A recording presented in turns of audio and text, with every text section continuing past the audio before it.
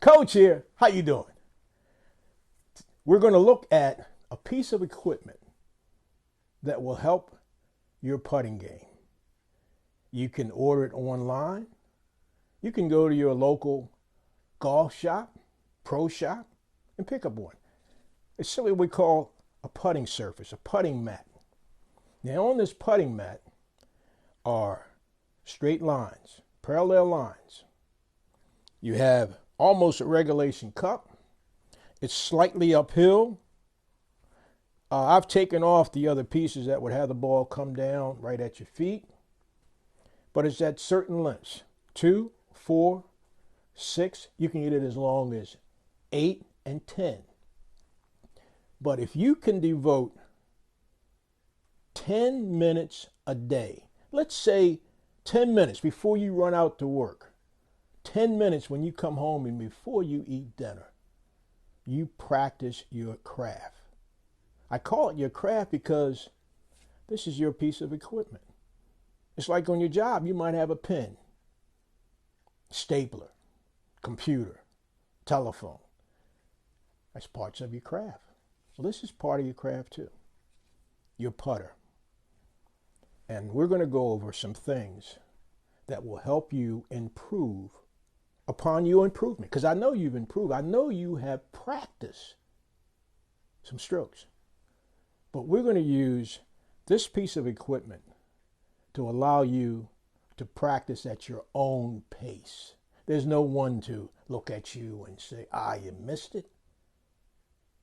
You give yourself a little routine. You say, hey, if I miss it, I'm going to go back to the beginning. But we simply want to line up. And what I like about this particular mat is that you see the parallel lines, which tells you that the ball is going straight. But you've heard me say one thing, that you want to square your clubs. You can't see it from here, but there are red lines, little marks, that are perfectly square to that hole. Now it's a round hole. You say, well, how can it be square? Well, the back end is square. So we've got 2 square items. Once you get your stance, your grip, you simply put the club down, practice your stroke, as we demonstrated before. Put your ball in, and voila. That's a sense of confidence. That simple stroke in your living room, in your basement, in your garage, in your bedroom, gives you a sense of confidence. That when you go out to the course this weekend, next weekend, maybe tomorrow, you have that feeling. Bill Withers used to say, it's a lovely day. I know you can do this. As your coach, it's my job to encourage you to do the right thing, to demonstrate techniques that will improve your game. I'm not a pro. I'm not Tiger Woods. But I am somebody that loves this game and has devoted time and effort to learn the basic fundamentals of this game that will allow you the opportunity to go out and play.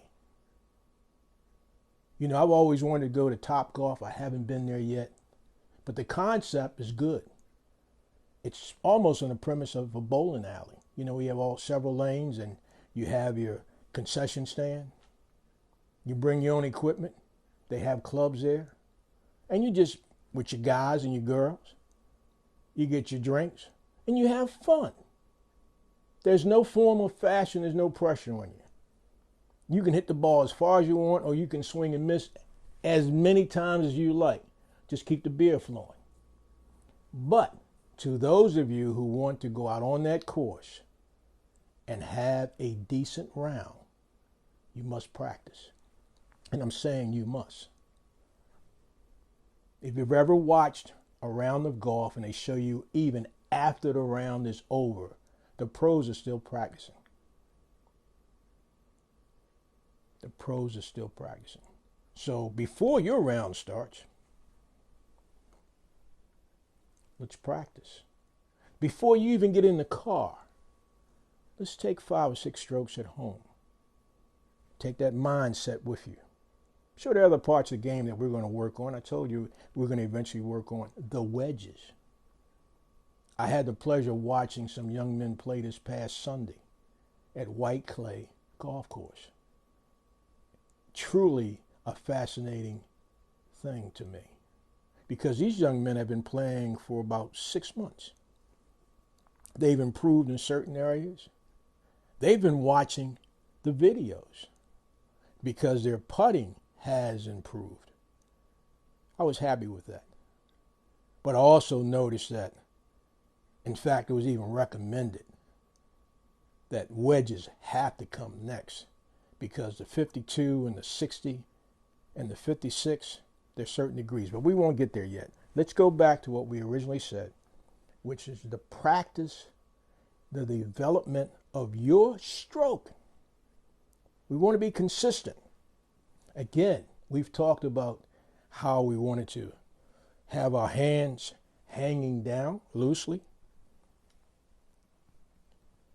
Good stance, good posture. Body quiet, nice and solid, not a whole lot of movement. We want to be able to move our hands straight back, our arms. That's pretty much the movement that we want. I even gave you a simple drill and said, hey, let me just move this other side. If you're having problems, remember it. Clap your hands, everybody. Clap your hands.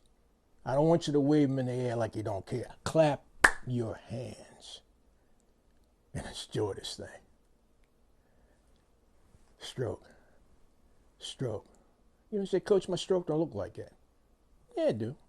Oh, it may have a little as you go further back. Yeah, it's going to curve. That's a natural movement of the body.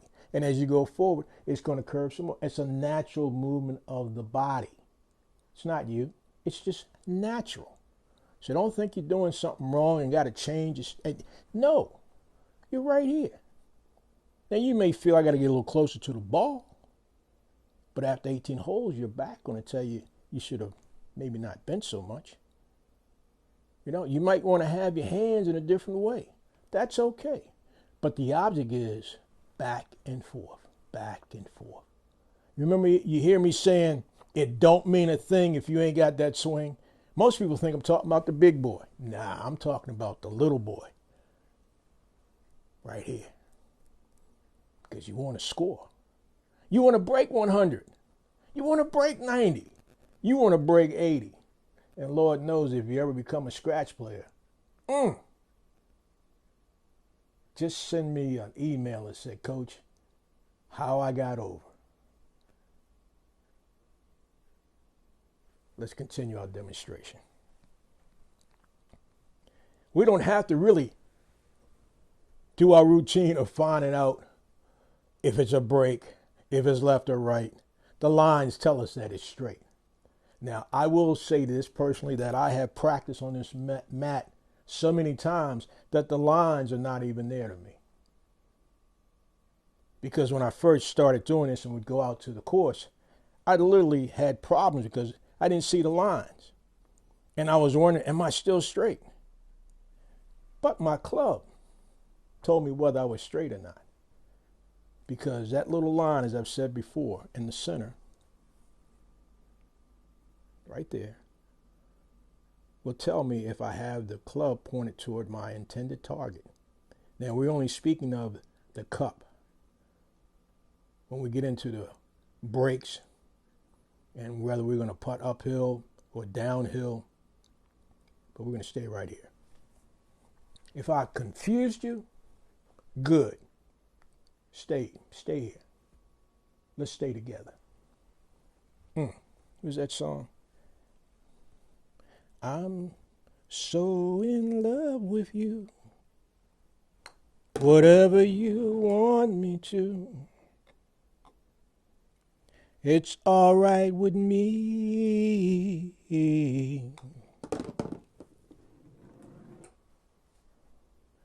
this game, you got to give it some levity. You know, I saw the Temptations a couple of weeks ago. And I came up with this. I thought about you guys, and I said, I was thinking of the late, great Paul Williams. Paul had a song called Don't Look Back.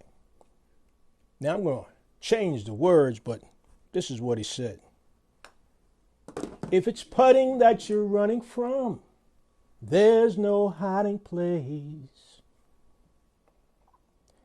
Putting has problems, but we all have to face.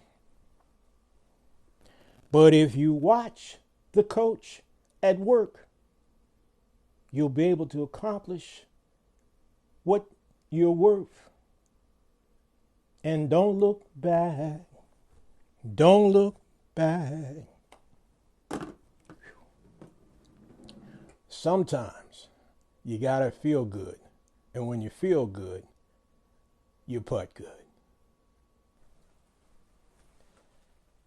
Now, hopefully, in fact, I know you can see, I want you to watch the club. I want you to see the ball go in a hole. You've got to visualize. Golf is one of those games that you've got to visualize.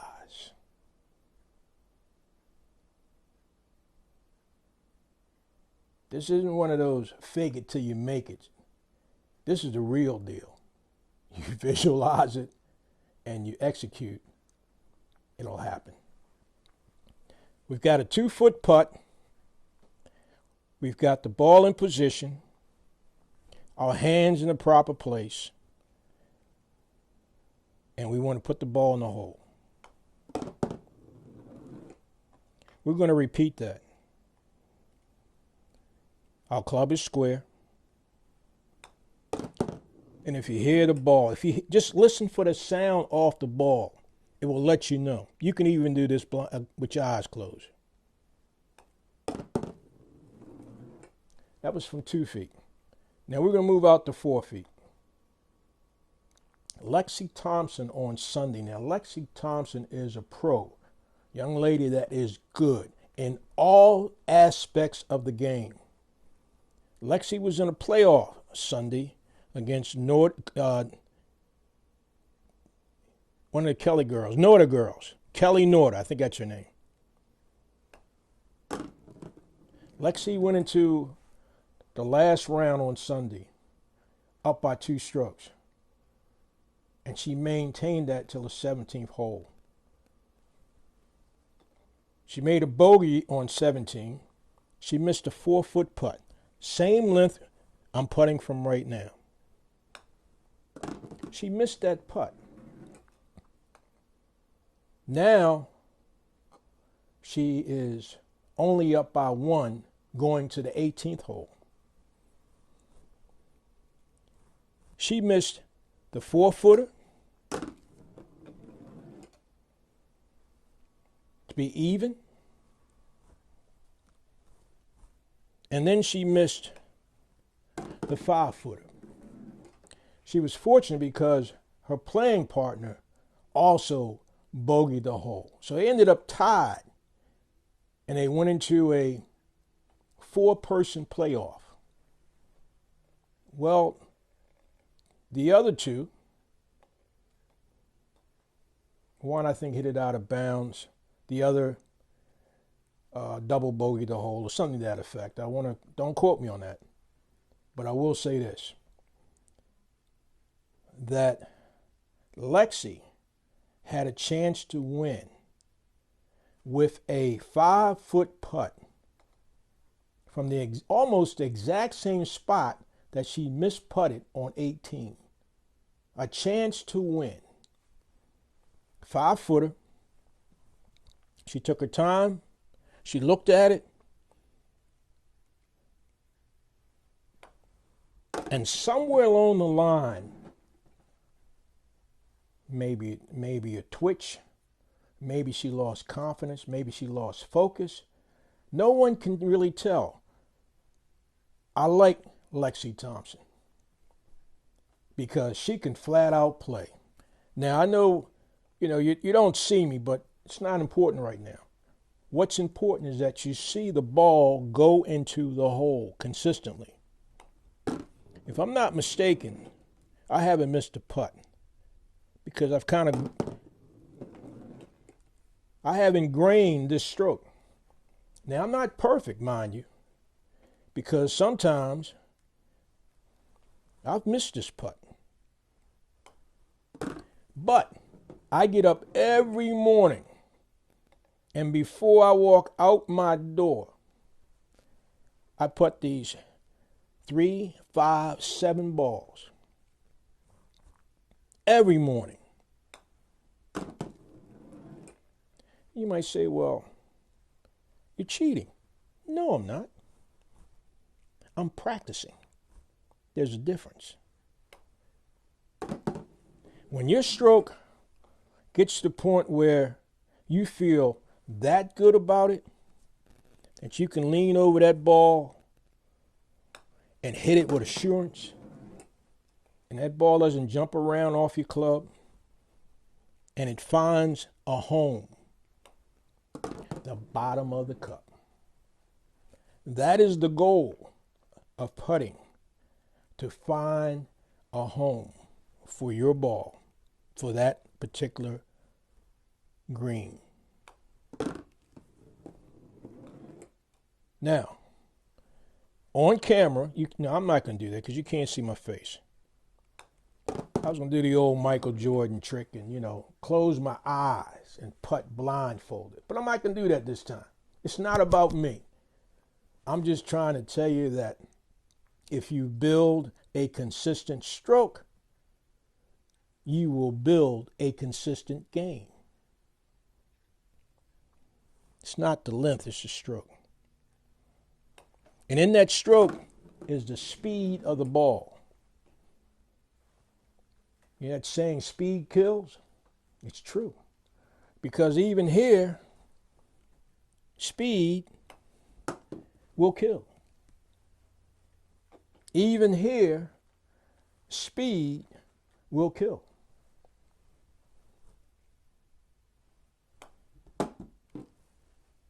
That's speed. Because it was a good stroke. Ball went actually right over top of the hole.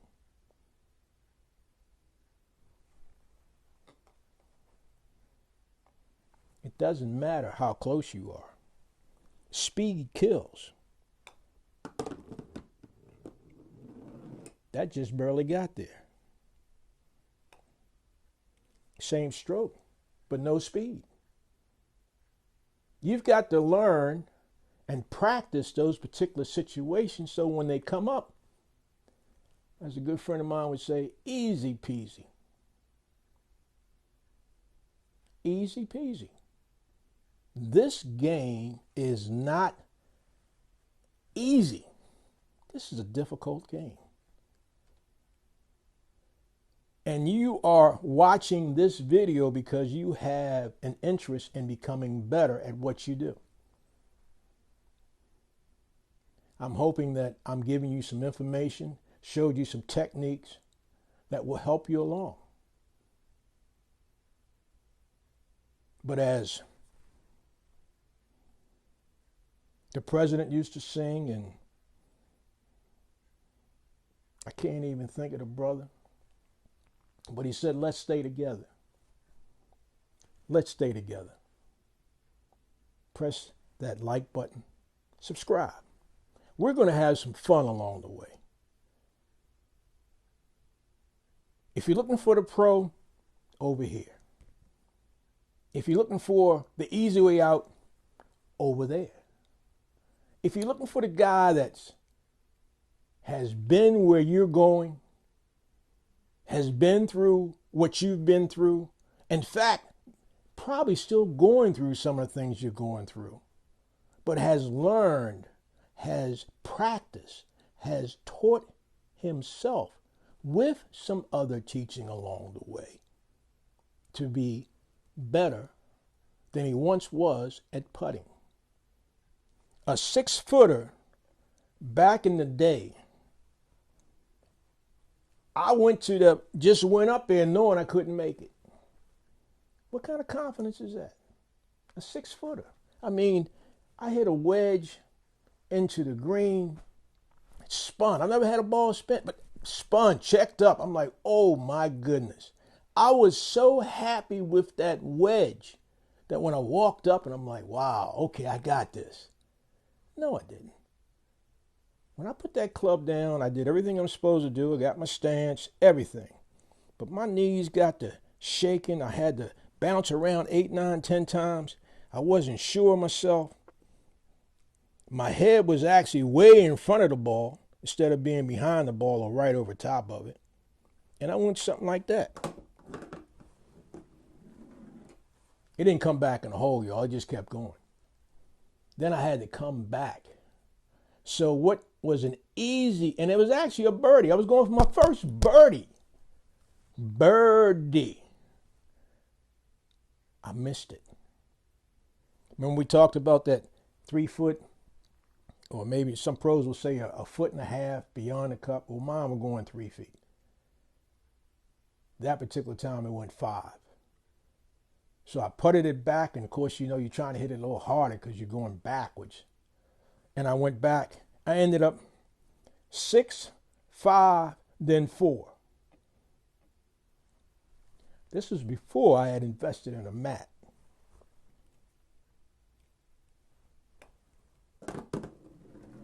Sometimes